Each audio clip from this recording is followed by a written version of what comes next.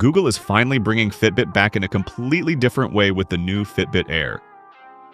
This is a lightweight, screenless fitness band focused on health tracking, recovery insights, sleep monitoring, and long-term comfort, all without the complexity of a smartwatch.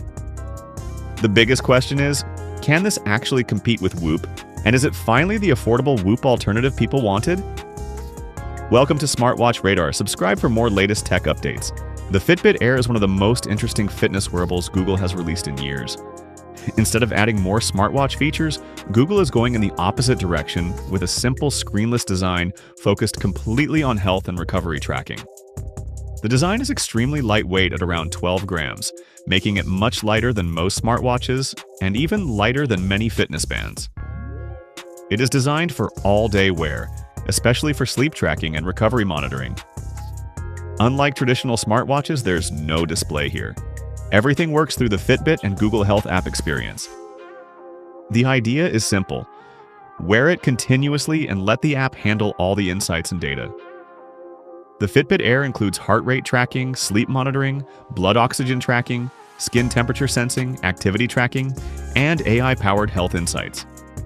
Google is also focusing heavily on personalized coaching and wellness recommendations powered by its health AI system.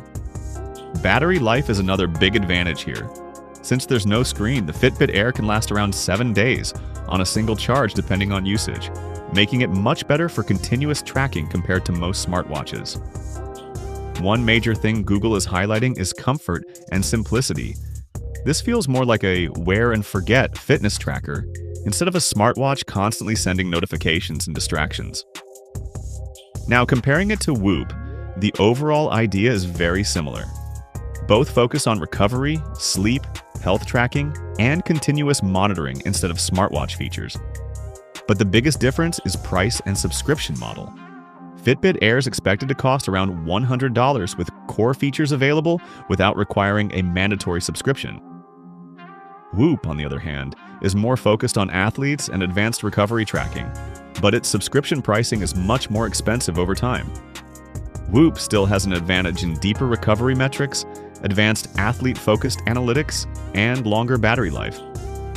It also feels more optimized for serious training and professional fitness users, but Fitbit Air could become a much better option for regular users who want health tracking without paying expensive yearly subscription fees. Another interesting thing is Google's ecosystem integration. Fitbit Air is expected to work closely with Google Health, Android devices, and Pixel products, giving users AI-based wellness insights and a cleaner overall experience.